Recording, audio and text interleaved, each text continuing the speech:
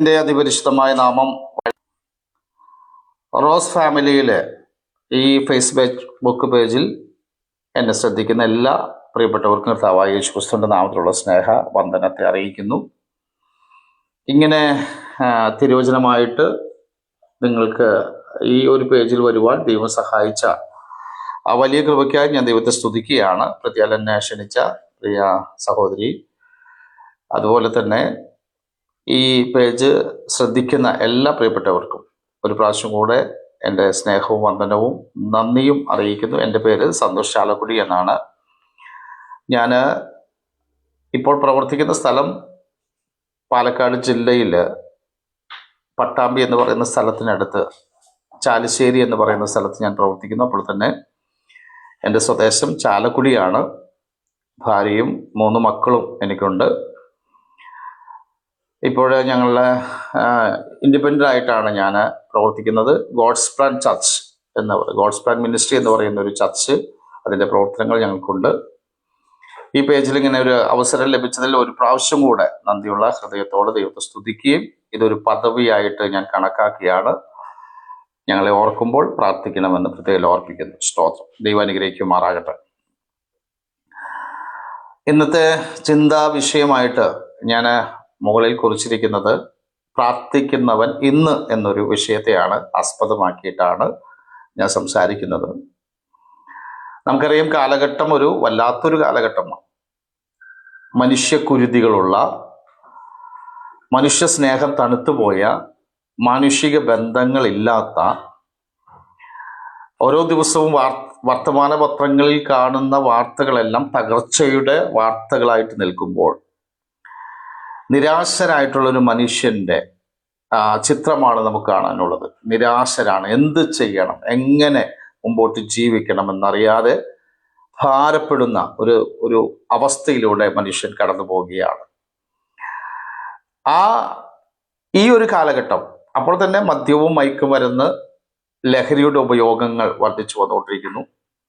ഒരു ഭാഗത്ത് മനുഷ്യ സ്നേഹം നഷ്ടമായി, മറുഭാഗത്ത് ലഹരിയുടെ ഉപയോഗം. അപ്പോൾ തന്നെ മനുഷ്യന് സ്വസ്ഥതയോ സമാധാനമോ ഇല്ല. സ്നേഹബന്ധങ്ങൾ നഷ്ടപ്പെട്ട കാലഘട്ടം. പൗലോസൊക്കെ പറയുന്ന അന്ത്യകാലഘട്ടം. കർത്താവായ യേശുക്രിസ്തു തൻ്റെ ജീവിതകാലത്ത് പറഞ്ഞ അന്ത്യകാലഘട്ടം. പത്രോസൊക്കെ പ്രസംഗിച്ച അന്ത്യകാലഘട്ടം. യൂദയിൽ പറയുന്ന അന്ത്യകാലഘട്ടം. തീർച്ചയായിട്ടും ഏറ്റവും മോശമായ ഒരു കാലഘട്ടത്തിലാണ് നമ്മളായിരിക്കുന്നത്. പറ്റുമെങ്കിൽ ദൈവത്തിൻ്റെ വൃതന്മാരെ പോലും, സത്യവിശ്വാസികളെ പോലും തെറ്റിക്കുവാൻ കഴിയുന്ന ചിന്താഗതികളുള്ള ഒരു കാലഘട്ടം. ഒന്നുകൂടി പറയുകയാണെങ്കിൽ, കമ്പ്യൂട്ടർ യുഗമെന്ന് വാഴ്ത്തിപ്പാടുന്ന, കാളവണ്ടി യുഗത്തിൽ നിന്ന് കമ്പ്യൂട്ടർ യുഗമെന്ന് വാഴ്ത്തിപ്പാടുന്ന ഒരു കാലഘട്ടം. നമുക്കറിയാം, 2025 പിറന്നപ്പോൾ സത്യത്തിൽ നിങ്ങൾക്ക് മനോരമ പത്രവും മാതൃഭൂമി പത്രവും ഒക്കെ ശ്രദ്ധിച്ചുണ്ടാകും. ആൽഫ കാലഘട്ടം കഴിഞ്ഞ് ഒരു ബീറ്റ കാലഘട്ടത്തിലേക്ക് ഒരു നവയുഗം മാറി എന്നുള്ളതാണ്. ബീറ്റ കാലഘട്ടം. ഇവിടെ ഇനി വരുവാൻ പോകുന്നത് യാന്ത്രികമായിട്ടുള്ള മനുഷ്യന്റെ പ്രവൃത്തികളൊക്കെയാണ്. യന്ത്ര മനുഷ്യരായിട്ട് മനുഷ്യൻ മാറുകയാണ്. ഇപ്പോഴും നമുക്കറിയാം, മനുഷ്യനെ നിർമ്മിക്കുവാൻ വേണ്ടി ടെസ്റ്റ് ട്യൂബ് ശിശുക്കളെ പോലും ഉണ്ടാക്കിയെടുക്കുവാനായിട്ട് ശാസ്ത്രലോകം പാഞ്ഞുകൊണ്ടിരിക്കുകയാണ്. അതിൻ്റെ കൂട്ടത്തിൽ തന്നെ ചിപ്പുകൾ നമ്മുടെ ശരീരത്തിലേക്ക് പ്രവേശിപ്പിക്കുവാനുള്ള പദ്ധതികളും നോക്കുന്നു. അതിനുവേണ്ടിയുള്ള പ്രവൃത്തികളൊക്കെ ഏകോപിപ്പിക്കുന്ന, എല്ലാത്തിനെയും ഏകോപിപ്പിക്കുന്ന, നാം പണ്ടുപയോഗിച്ച തിരിച്ചറിയൽ കാർഡ് മാറിയിട്ട് അത് പിന്നെ പാൻ കാർഡുകളിലേക്കും മറ്റു തര കാർഡുകളിലേക്കും മാറി. നമുക്കറിയാം, ആധാർ കാർഡ് സിസ്റ്റം തന്നെ അങ്ങനെ ആയിരിക്കുന്നു. ഇപ്പോൾ ഏത് കാര്യവും, ഇപ്പോൾ വേണ്ട, നാം മൊബൈൽ ഫോണിൽ ഒരു ആപ്പ് എടുക്കണമെങ്കിൽ ആ ആപ്പിൻ്റെ ആപ്ലിക്കേഷനിൽ അവിടെ വരുന്ന കുറേ ക്വസ്റ്റ്യനുകളുണ്ട്. ആ ക്വസ്റ്റ്യനുകളൊക്കെ ആൻസർ കൊടുത്തതിന് ശേഷമാണ് നമ്മൾ ചേർക്കുന്നത്. കണ്ടോ? അപ്പോൾ അത്രയ്ക്ക് ഒരു ലോകം എന്തിലൊക്കെയോ മനുഷ്യനെ കൊണ്ടെത്തിക്കുന്നു. നാം പലപ്പോഴും പ്രസംഗങ്ങൾ കേട്ടിട്ടുള്ളതാണല്ലോ, എല്ലാം ഏകോപിപ്പിക്കുന്ന, ഒന്നിൻ്റെ കീഴിലേക്ക് വരുന്ന. ഒന്നും കൂടി പറയുകയാണെങ്കിൽ, വെളിപ്പാട് പുസ്തകമൊക്കെയും നമ്മുടെ പല ചരിത്രകാരന്മാരും ബൈബിൾ പണ്ഡിതന്മാർ പറയുന്നത് പോലെ ഒരു അന്ധതമസ്സിലേക്ക് മനുഷ്യനെ നീക്കിക്കൊണ്ടിരിക്കുന്ന ഒരു കാലഘട്ടം. ഈ വചനങ്ങൾ കേൾക്കുന്ന പ്രിയമുള്ളവരെ, നിങ്ങൾ പല വിഭാഗത്തിൽപ്പെട്ട പല പ്രായത്തിൽപ്പെട്ടവരാണ് കേൾക്കുന്നതെങ്കിലും ഇന്ന് ഈ കാലഘട്ടത്തിൽ ഒരു വിശ്വാസി എന്തായിത്തീരണം, അതാണ് ഞാൻ ചിന്തിക്കുവാൻ പോകുന്നത്. അതിനുവേണ്ടി ആധാരമായിട്ട് എൻ്റെ മനസ്സിലേക്ക് വന്ന വചനം എന്നുള്ളത് ന്യായാധിപന്മാരുടെ പുസ്തകത്തിൽ ഒരു വ്യക്തി, ആ വ്യക്തി ഞാൻ എടുത്ത് കാണിക്കുന്നു. 6-ാം അധ്യായത്തിൽ, ന്യായാധിപന്മാരുടെ പുസ്തകം 6-ാം അധ്യായത്തിൽ ഗിദയോൻ എന്ന് പറയുന്ന ഒരു വ്യക്തിയാണ്. ഞാൻ ഗിദയോന്റെ ചരിത്ര പശ്ചാത്തലത്തിലേക്ക് അധികം പോയി കഴിഞ്ഞാൽ നമ്മുടെ സമയത്തിൻ്റെ ഉള്ളിൽ നമുക്ക് നിർത്തുവാൻ കഴിയില്ല. ഞാനത് സാധാരണ ഒരു പ്രാസംഗികർ പറയുന്ന ശൈലിയാണെങ്കിലും എനിക്ക് ലഭിച്ച സമയത്തിനുള്ളിൽ ഗിദയോന്റെ ഒരു ചരിത്ര പശ്ചാത്തലത്തിലൂടെ കടന്നുപോയി. ഗിദയോനെ പോലെ ഒരു വ്യക്തിയായിട്ട് നാം ഈ കാലഘട്ടത്തിൽ മാറണം എന്ന് പറഞ്ഞുകൊണ്ട് ഞാൻ അവസാനിപ്പിക്കുവാൻ ആഗ്രഹിക്കുന്നു.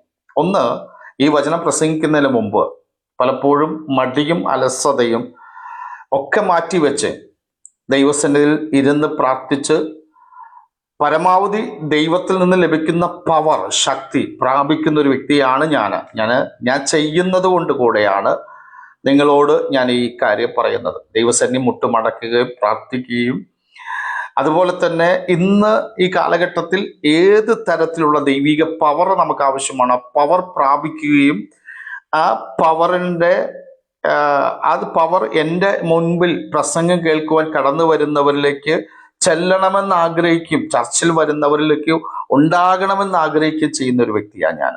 ആ പവർ വേറൊന്നുമല്ല, മുകളിൽ നിന്നുള്ള ശക്തിയാണ്. ആ ശക്തിയാണ് നമ്മെ ഭരിക്കുന്ന ശക്തി. ആ ശക്തിയാണ് നമ്മിൽ വ്യാപരിക്കേണ്ടത്. ആ ശക്തി ഇല്ലാതെ ഒരു ദൈവ പൈതലില്ല. പരിശുദ്ധാത്മാവിൻ്റെ ശക്തി അല്ലെങ്കിൽ ആ ആത്മശക്തി ഇല്ലാതെ ഒരു ദൈവ പൈതലില്ല. ഞാൻ എന്തോ ഇങ്ങനെ പറയുന്നതെന്ന് എനിക്കറിയില്ല, പക്ഷെ ഒന്ന് ഞാൻ പറയാം.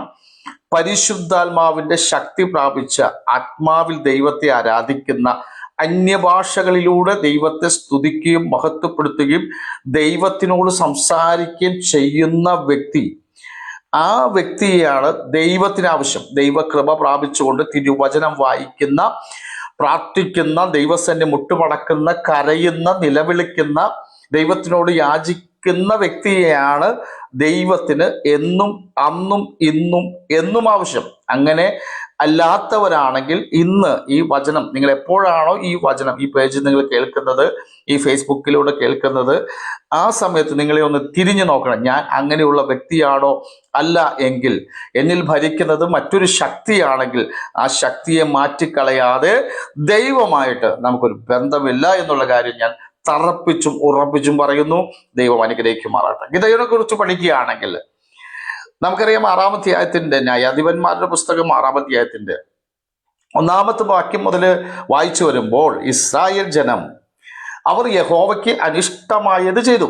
അനിഷ്ടമായത് ചെയ്തപ്പോൾ യഹോവ തന്നെയാണ് 7 വർഷം 7 സംവത്സരം മിദ്യാൻ എന്ന് പറയുന്ന ശത്രുവിന്റെ കയ്യിൽ ഏൽപ്പിച്ചത്. ഒന്ന് മനസ്സിലാക്കണം പ്രിയമുള്ളവരെ, ദൈവത്തിന് അനിഷ്ടമായത് നാം ചെയ്യുമ്പോൾ എന്നും ദൈവത്തിന് ചില പരീക്ഷകൾ നമ്മുടെ ജീവിതത്തിൽ തരിക എന്നുള്ളത് സത്യമാണ്. ഹല്ലേലൂയ. ഇവിടെ ഇസ്രായേലിന് പറ്റിയത് അത് തന്നെയാണ്. ദൈവത്തിന് അനിഷ്ടമായത് അവരുടെ ജീവിതത്തിൽ വന്നപ്പോൾ ദൈവം മിദ്യാന്യരുടെ കയ്യിലേക്കാണ് ഏൽപ്പിച്ചത്. ഞാനൊരു കാര്യം പറയാം, ചില സമയങ്ങളിൽ ദൈവം നമ്മെ പരിശോധിക്കുവാൻ, നമ്മെ പരീക്ഷിക്കുവാൻ വേണ്ടി നാം ആഗ്രഹിക്കുന്ന ആ തലത്തിലൂടെയല്ല പരീക്ഷിക്കുന്നത്. ഒരുപക്ഷെ നാം വെറുക്കുന്ന, നാം ഇഷ്ടപ്പെടാത്തവരുടെ മുമ്പിൽ പോലും അടിയറവ് വെക്കേണ്ടുന്ന സാഹചര്യങ്ങൾ നമുക്ക് വരുമ്പോൾ മനസ്സിലാക്കണം, ഇതൊരു ദൈവീക പരീക്ഷയാണ്. സ്തോത്രം. ദോഷങ്ങളെ പരീക്ഷിക്കുന്ന ദൈവമല്ല നമ്മുടെ ദൈവം. യാക്കോബിന്റെ ലേഖനം 1-ാം അധ്യായം പറയുന്നു, ദോഷങ്ങളാൽ പരീക്ഷിക്കുന്നതല്ല. പക്ഷേ ചില കാര്യങ്ങളിൽ എത്രയോ ഉദാഹരണങ്ങളുണ്ട് നൽകി. ഉദാഹരണങ്ങളിലേക്ക് ഞാൻ പോകുന്നില്ല, സമയം കളയുന്നില്ല. അങ്ങനെയാണെങ്കിൽ ചില കാര്യങ്ങൾക്ക് വേണ്ടി ദൈവം ശത്രുവിനെ നിന്റെ മുമ്പിൽ ഉയർത്തും. അത് ഉയർന്നു കാണുമ്പോൾ അതോടുകൂടെ, ഞാൻ ഈ താലന്ത് ടെസ്റ്റിന് പോകുന്ന വ്യക്തിയാണ്, അതിന് ജഡ്ജസ് ആയിട്ട് പോകുന്ന വ്യക്തിയാണ്. ഞാൻ പലപ്പോഴും കണ്ടിട്ടുള്ള ദൈവമക്കളിൽ മാത്രം കാണുന്ന ഒരു കാര്യം ഞാൻ പറയാം. എന്തോ ഈ സാഹചര്യത്തിനോടൊത്ത് പറയുന്നു എന്ന് മാത്രമാണ്. അടുത്ത ദിവസം ഞാൻ ശനിയാഴ്ച താലന്ത് ടെസ്റ്റ് പോകുന്നതുകൊണ്ടായിരിക്കാം ഈ ഓർമ്മയിലേക്ക് വന്നത്. മറ്റൊന്നുമല്ല, ഒരു വ്യക്തിയുടെ, ഒരു ആത്മീയനായിട്ടുള്ള വ്യക്തിയുടെ കുട്ടി നന്നായിട്ട് പാടി, ഒരുപക്ഷെ ആ കുട്ടിക്ക് ഫസ്റ്റ് ലഭിക്കുമെന്ന് എല്ലാ കുട്ടികളുടെ മാതാപിതാക്കൾ അങ്ങനെ തന്നെയാ ചിന്തിക്കുന്നത്. പക്ഷെ അന്ന് ഫസ്റ്റ് കിട്ടിയില്ല, ഒരു നാലാമതാണ് വന്നതെങ്കിൽ നിങ്ങൾ ശ്രദ്ധിച്ചിട്ടുണ്ടോ? ആ മാതാവിനോ പിതാവിനോ പെട്ടെന്ന് ക്ഷോഭം വരുന്നു. അവരുടെ സഭക്കാരോട് പറയുന്നു, അവർക്കും ക്ഷോഭം വരുന്നു. ഇവിടെ പറഞ്ഞതൊന്നും ശരിയല്ലെന്നും അവിടെ വന്ന ജഡ്ജസ് ശരിയല്ലെന്നും ഇവിടെ എന്തോ കളി നടന്നിട്ടുണ്ടെന്നൊക്കെ പറഞ്ഞ് പ്രക്ഷോഭങ്ങൾ ഉണ്ടാക്കിയതിന് ശേഷം പറയുന്ന ഒരു കാര്യം, മോളെ ഇനി മേലാൽ നീ ഒരു താലന്ത് പരിശോധനയ്ക്ക് പോണ്ട, ഇനി മേലെ ഇങ്ങനെ ഒരു പരിപാടിക്ക് പോണ്ട, ഇത് ശരിയല്ല എന്ന് പറഞ്ഞ് ആ കുട്ടിയെ വിലക്കുന്നത് കാണാറുണ്ട്. എന്തിനാണെന്നറിയുമോ? ആ കുട്ടിയെ വിലക്കുമ്പോൾ തന്നെ എന്താ സംഭവിക്കുന്നതെന്ന് അറിയുമോ? മറ്റൊന്നും സംഭവിക്കുന്നില്ല. ആ കുട്ടി മേലാൽ ആത്മീയ കാര്യങ്ങൾ ഇങ്ങനെയാണെന്ന് ആ കുട്ടിയുടെ മനസ്സിൽ കയറുക മാത്രമല്ല, ആ കുട്ടി ഒരിക്കലും പിന്നെ ഈ ഒരു ആത്മീയ ചിന്തയിലേക്ക് വരില്ല. അങ്ങനെ എത്രയോ പേർ നാശത്തിലേക്ക് പോയിട്ടുണ്ടെന്ന് അറിയുമോ? പലപ്പോഴും നമ്മുടെയൊക്കെ ഇടയിൽ നടക്കുന്ന സംഭവങ്ങളേത്. ആയതുകൊണ്ട് ചില സമയങ്ങളിൽ ഒരു തോൽവി, ചില സമയങ്ങളിൽ നമുക്കൊരു നഷ്ടം, ചില സമയങ്ങളിൽ നാം പ്രതീക്ഷിക്കാത്ത ചില കാര്യങ്ങൾ വരുന്നത്, ചില സമയങ്ങളിൽ ശത്രുവിൻ്റെ മുമ്പിൽ അടിയറ വെക്കേണ്ടി വരുമ്പോൾ മനസ്സിലാക്കണം, എൻ്റെ ദൈവത്തിന് എൻ്റെ മേൽ പണിയുവാനുള്ളത്. ഈ ഫേസ്ബുക്ക് പേജിലൂടെ, റോസ് ഫാമിലി ഫേസ്ബുക്ക് പേജിലൂടെ എന്നെ ശ്രദ്ധിക്കുന്ന പ്രിയമുള്ളവരെ, ചില പരാജയങ്ങൾ നാം ചിന്തിക്കാത്ത ഇടത്ത് സംഭവിക്കുമ്പോൾ ഒരു കാര്യം മനസ്സിലാക്കിക്കോ, ദൈവത്തിന് എന്നെയും നിങ്ങളെയും കുറിച്ച്, ഒന്നുകൂടി പറയാം, നമ്മുടെ സമൂഹത്തെക്കുറിച്ച്, നമ്മുടെ ഗ്രൂപ്പിനെ കുറിച്ച് ദൈവത്തിനൊരു പദ്ധതിയുണ്ട്.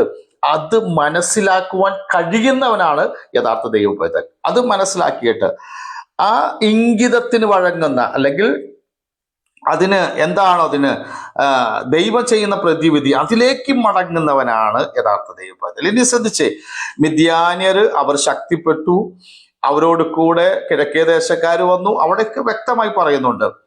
അതുമാത്രമല്ല, ഈ സമയത്ത് മിദ്യാന്യർ ശക്തിപ്പെട്ടപ്പോൾ എന്ത് സംഭവിച്ചു?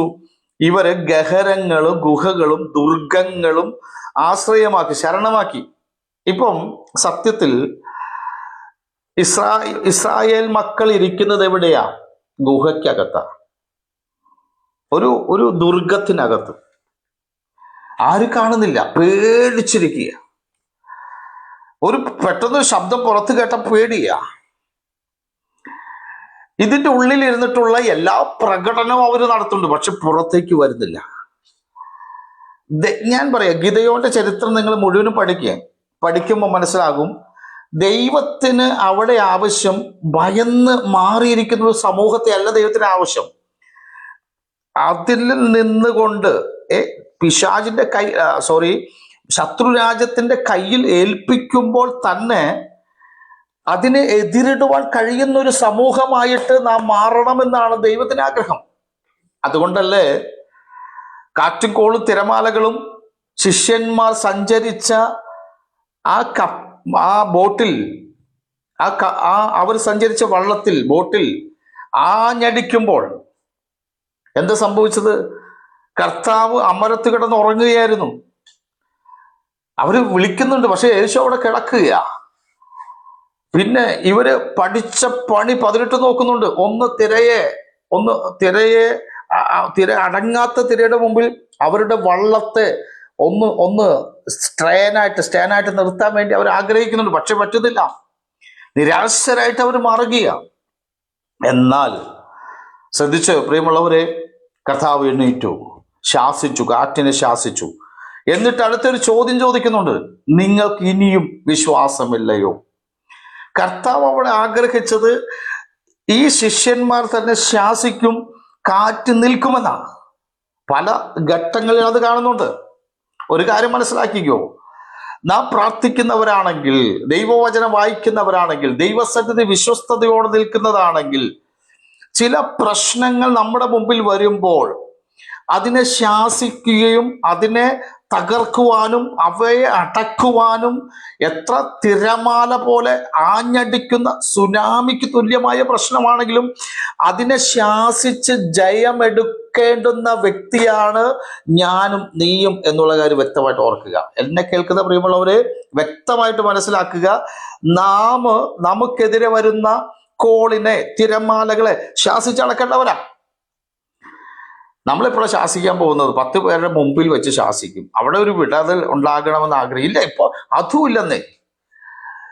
ഇന്ന് സഭയ്ക്കകത്തൊരു പൈശാചിക ശക്തി ബാധിച്ച വ്യക്തി വരുമ്പോൾ പാസ്റ്റർ വേണമെങ്കിൽ ശാസിച്ചോട്ടെ, അല്ലെങ്കിൽ വിളിച്ചു വരുന്ന അതിഥിയായിട്ടുള്ള പ്രവാചകനെ ശാസിക്കട്ടെ. ഞാൻ അതിലില്ല. ഞാൻ വന്നു പ്രാർത്ഥിച്ചതേ, ഈ പണ്ട് പറയുന്ന പോലെ പായ പറക്കാതിരിക്കാൻ വേണ്ടി ഞാൻ വന്നിരിക്കുക. ഇന്ന് പായില്ലാത്തതുകൊണ്ട് കസാരയ്ക്ക് ആള് വേണമല്ലോ എന്ന് ചിന്തിച്ച് വന്നിരിക്കുന്നവരാ നമ്മൾ എല്ലാ പ്രിയമുള്ളവർ. അതല്ല നമുക്ക് വേണ്ടത്.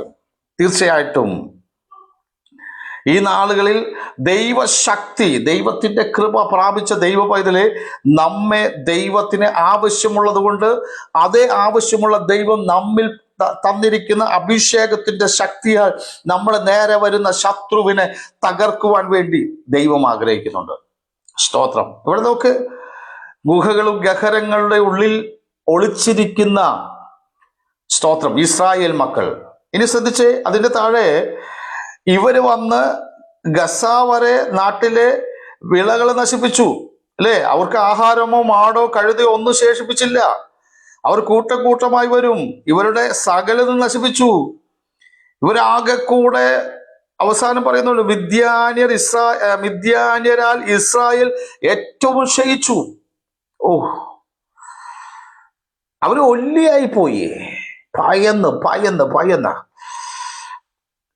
ഹല്ലേലൂയ.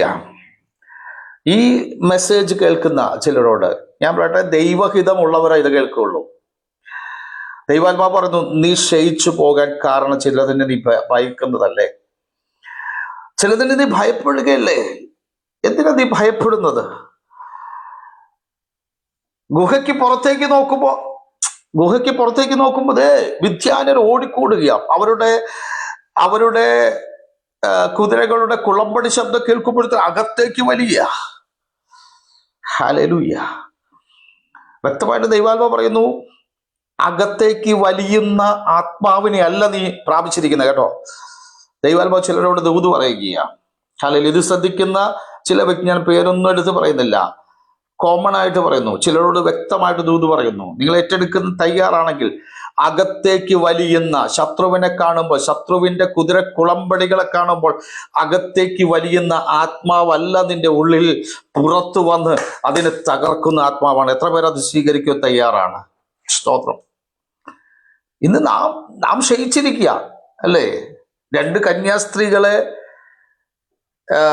അവിടെ അറസ്റ്റ് ചെയ്ത് ജയിലിൽ അടച്ചപ്പോൾ പെന്തക്കോസ്ത് സമൂഹം പോലും ഭയന്നു.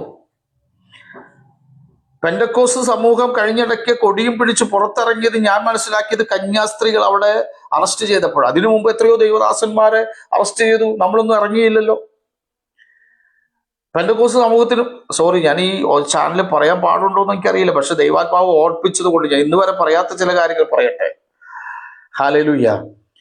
അവിടെ അങ്ങനെയുള്ളവരെ അറസ്റ്റ് ചെയ്തപ്പോൾ അതിന്റെ പിന്നിൽ ചിലരുണ്ടെന്ന് മനസ്സിലാക്കിയപ്പോൾ നമ്മൾ കൊടിയും പിടിച്ച് പുറത്തിറങ്ങി. അവിടെയല്ല നമുക്ക് ആവശ്യം. കൊടി പിടിച്ചിറങ്ങുവാൻ കർത്താവിന്റെ വചനം പറയുന്നില്ല. സ്തോത്രം. മുട്ടുമടക്കി പ്രാർത്ഥിക്കാനാ പറയുന്നത്. ഇനി സംഭവിക്കാൻ പോകുക. ഞാൻ പറയട്ടെ, ഞാൻ വളരെ ഇഷ്ടപ്പെട്ട ഒരു ശുശ്രൂഷയാണ് പരസ്യയോഗ ശുശ്രൂഷ. അതിന്റെ മെയിൻ ആള് ഞാന്. പക്ഷെ ഞാൻ മനസ്സിലാക്കുന്നത്, പരസ്യയോഗത്തിന് ഒരുവിധം തടസ്സമുണ്ടാക്കിയാൽ അവനെ നാം തടസ്സം ചെയ്യാനോ അടിക്കുവാനോ വീഡിയോ പിടിച്ച് പുറത്താക്കുവാനോ അല്ല നമ്മൾ വേണ്ടത്. അവന് വേണ്ടി പ്രാർത്ഥിക്കാൻ തിരുവചനം ഒരടി കൊള്ളട്ടെ.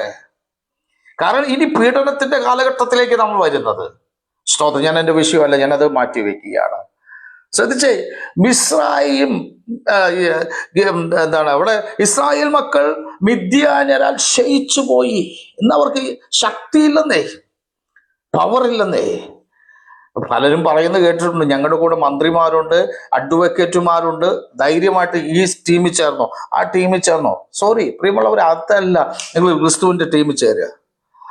നിങ്ങളെ സംരക്ഷിക്കാൻ കഴിയുന്നത് ക്രിസ്തുവിന് മാത്രമേ ഉള്ളൂ. ഈ ലോകത്തിന്റെ ഒരു കാര്യത്തിലും നമ്മെ സംരക്ഷിക്കാൻ കഴിയും. ഞാൻ ആ വിഷയത്തിലേക്ക് പോകുന്നില്ല. അപ്പൊ മിഥ്യാന്യരാൽ ക്ഷയിച്ചു. അവിടെ അടുത്ത പാരഗ്രാഫ് നിങ്ങൾ നോക്ക്. അവിടെ പ്രവാചകനെ ദൈവം മുമ്പിൽ അയക്കുന്നു.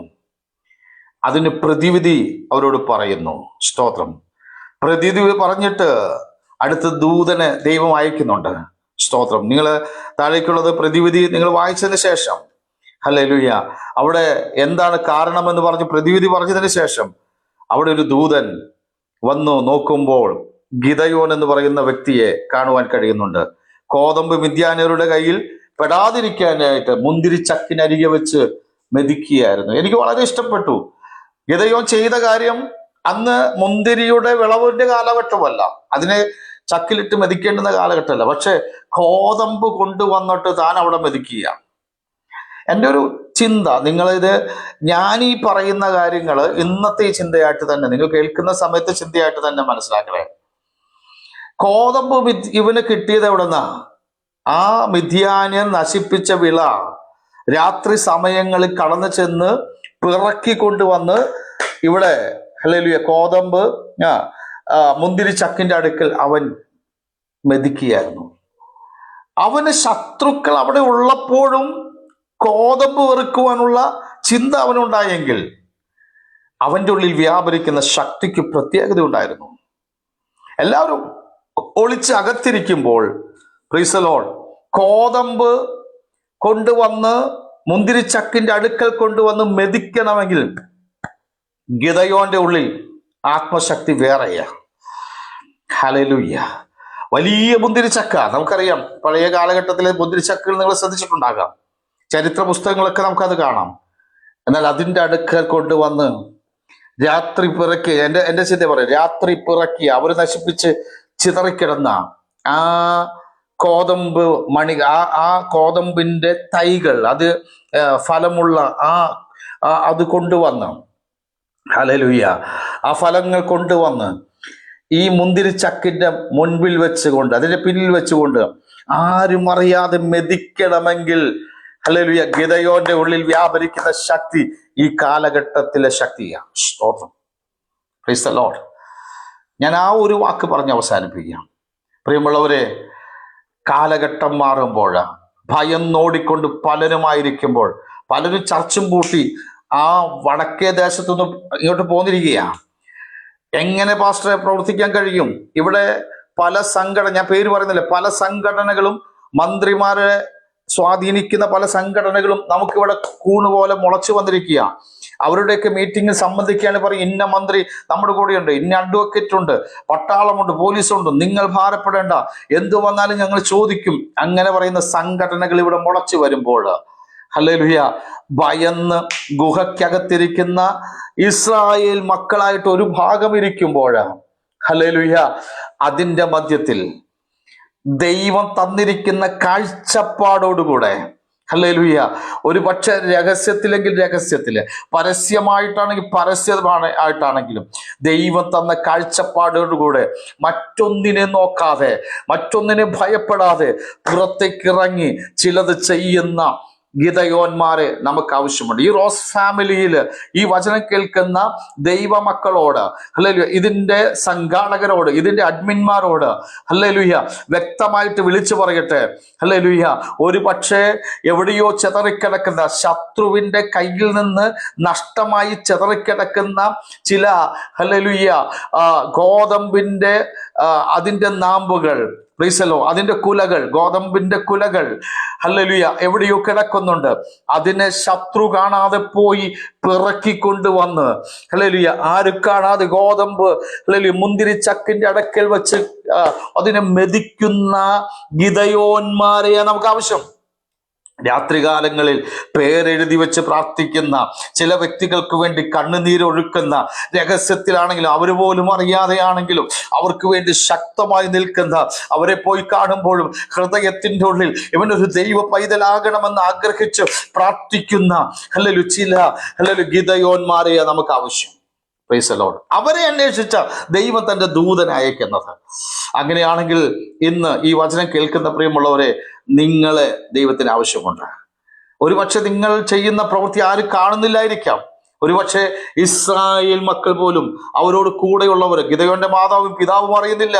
ഗിദെയോന്റെ ഭവനക്കാരറിയുന്നില്ല, ഗിദെയോന്റെ കൂട്ടുകാരറിയുന്നില്ല. ആരും അറിയാതെ ഹല്ലേലൂയ ദൈവസന്നിധി മാറിയിനെന്ന് നിലവിളിക്കുന്ന, ഇതുപോലെ ചിലരെ പേര് പറഞ്ഞു പ്രാർത്ഥിക്കുന്ന ഗിദെയോന്മാരെ നമുക്ക് ആവശ്യമാണ്. സ്തോത്രം.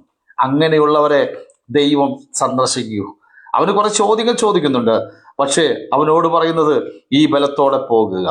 ഹല്ലേലൂയ, ഈ ബലത്തോടെ പോകുക.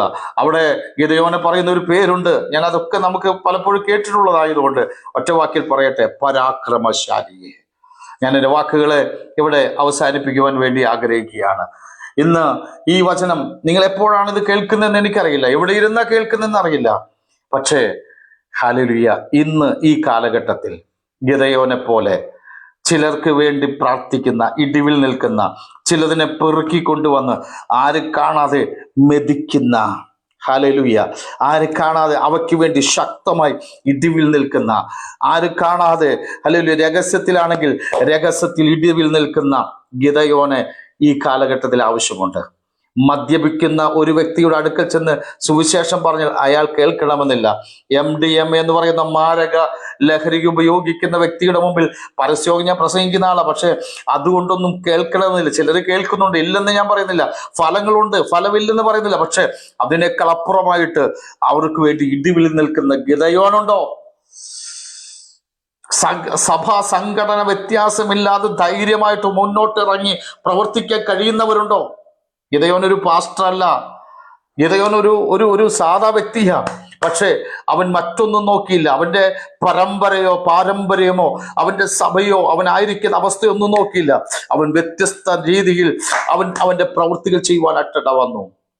ഈ വചനം സംസാരിക്കുമ്പോൾ ഇതിൽ ചില വ്യക്തികൾ കേൾക്കുന്നവരോട് ദൈവാത്മാവ് ദൂത് പറയുന്നു, നീ ചെയ്യുന്ന പ്രവൃത്തി യാഥാർത്ഥ്യമായി തീരട്ടെ, നീ ചെയ്യുന്ന പ്രവൃത്തികൾ യാഥാർത്ഥ്യമായി തീരട്ടെ. ഒരുപക്ഷെ മറ്റുള്ളവർ കണ്ടെന്ന് വരില്ല, വിലയിടുവാനായിട്ട് ആരും ഉണ്ടായിരുന്നില്ല, നിന്നെ ഒന്ന് സഹായിക്കാൻ ആരുമില്ല എന്ന് വരെ, പക്ഷേ ദൂതനെ ദൈവം നിനക്ക് മുമ്പിൽ അയക്കാൻ പോകുക.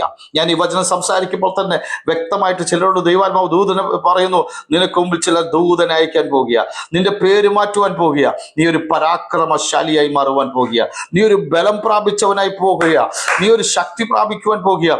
ഉയരത്തിലെ ശക്തി നിന്റെ മേൽ അഭിഷേകമായി കടന്നു വന്ന് ഈ ശബ്ദം കേൾക്കുമ്പോൾ തന്നെ നിന്റെ മേൽ ഒരു പ്രത്യേക അഭിഷേകത്തിന്റെ ശക്തി വ്യാപരിച്ചുകൊണ്ട് ഈ കാലഘട്ടത്തെ നേടുവാൻ, തകർന്നുകൊണ്ടിരിക്കുന്ന തലമുറയെ നേടുവാൻ, തകർന്നുകൊണ്ടിരിക്കുന്ന ഈ തലമുറയെ രക്ഷയിലേക്ക് കൈ പിടിച്ച് നടത്തുവാൻ കഴിയുന്ന അഭിഷേകത്തിന്റെ ശക്തിയെ നിന്റെ മേൽ വ്യാപരിക്കുന്നുണ്ട്. അതിനു മുമ്പിൽ സഭയില്ല കേട്ടോ, അതിനു മുമ്പിൽ ഇന്നത്തെ സംഘടനകളില്ല, തല്ലിപ്പിരിയുന്ന, വഴക്കുണ്ടാക്കുന്ന, ഹല്ലേലൂയ ദുർവർത്തമാനം പറയുന്ന സംഘടനകളല്ല.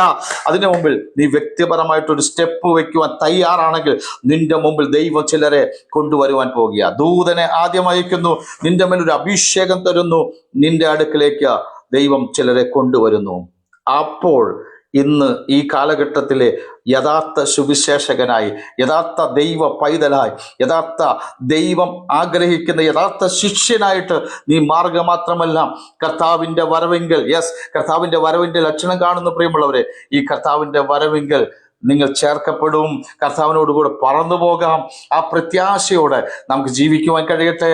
ഇന്നത്തെ കാലത്ത് പ്രാർത്ഥിക്കുന്ന ഗിദെയോന്മാരെ, വ്യത്യസ്തമായ സ്വഭാവമുള്ള ഗിദെയോന്മാരെ ദൈവത്തിന് ആവശ്യമുണ്ട്. റോസ് ഫാമിലിയുള്ള എല്ലാ പ്രിയപ്പെട്ടവരും അതിനായി ആഹ്വാനം ചെയ്തുകൊണ്ട് ഞാൻ എൻ്റെ വാക്കുകളെ അവസാനിപ്പിക്കുന്നു.